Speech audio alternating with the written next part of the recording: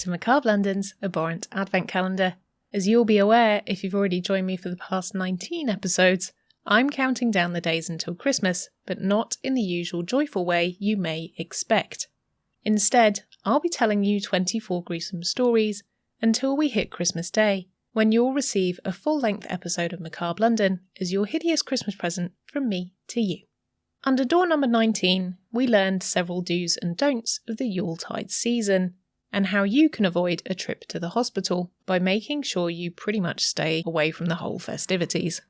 Today, under door number 20, I'll be introducing you to the lore of a creepy Christmas murderer, one which, as it turns out, may have just been a real-life human, as we meet Hans Trapp.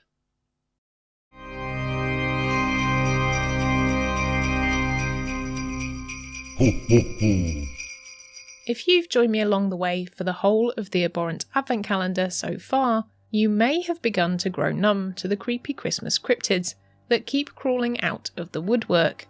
The one we're going to meet today is still enrobed in a decent amount of folklore, but his origins may just have been from a real-life person. In the area of France that borders Germany and Switzerland, there is a tale that plagues children and adults alike as it approaches Christmas. Legend has it that a man lurks after dark, stalking the abandoned streets, looking for people to stab, so he can take them back to his forest home, roast them, and eat their crispy skin.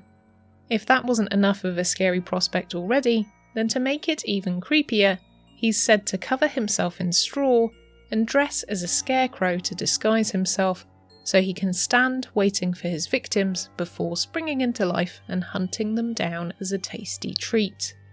The legend of Hans Trapp goes that he was a rich man who lived in the town of Alsace in France, and in his pursuit of fame and money, he sold his soul to the devil. The townsfolk, who didn't like the idea of a possessed demon dude living in their tiny town, decided they would rat him out to the Pope, and as such he was banished to the woods and extricated from his grandiose home, having to make do with a hut in the forest. All alone and slowly going mad, Hans decided he needed to sample a delicacy that his wealth couldn't buy him: human flesh. Exacting a plan to obtain some, Hans made himself a scarecrow outfit so he could hide in plain sight, and when a young boy walked past, he snatched him, stabbed him, stuffed him in a bag, and took him home to cook him until his flesh dripped from the bone. Just as he was about to take the first bite, a bolt of lightning struck his hut, setting fire to his straw suit, and he burned to death, ironically, much in the same way he'd cooked the boy. The tale of Hans Trapp somehow became linked with Christmas, as yet another of Santa's weird buddies, and the children of the region have feared his visits ever since. Even though the story of Hans Trapp sounds fairly unbelievable, his legend does come from a real-life person, Hans Trapp. Trapp was a knight who lived in the Palatine territory between 1450 and 1503, where he, much like Trapp, had a beautiful abode he lived in. However, he didn't just have one, he had a pair of castles. After a dispute with the church over the expansion of his castles, Trapp decided he would cut off the water supply to the townsfolk by building a dam, but not to be outdone, the church destroyed it, drowning the townsfolk and ruining the surviving ones' houses. Now extremely unpopular with the church, he was ordered to leave the town by the Pope, and also his fellow townspeople. Trapp was eventually stripped of his castles and sent to live in the woods. Over the years, Trapp fought the church and even managed to join the Royal French court, despite having been blacklisted. Despite the character he became in Hans Trapp, Trapp didn't eat people, but his legend for being a formidable character definitely had a hand in shaping the legend of Hans Trapp, turning him into the Cannibal Scarecrow of Christmas.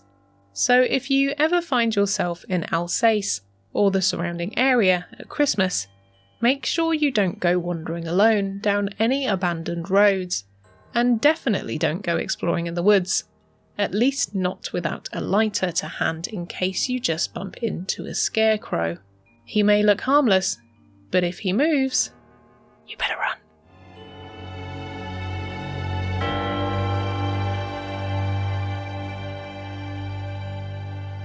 Thank you for joining me for door number 20 of the Macabre London Abhorrent Advent Calendar.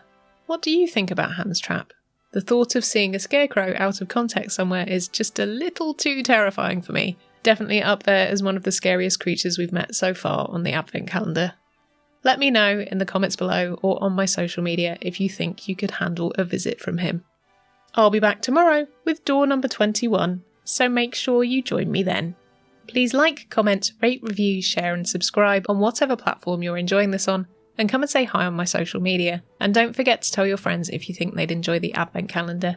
If you'd like to help support the show, then you can do so by signing up to my Patreon, buying a gift from the Amazon wishlist, or making a one-off donation via the Acast supporter link.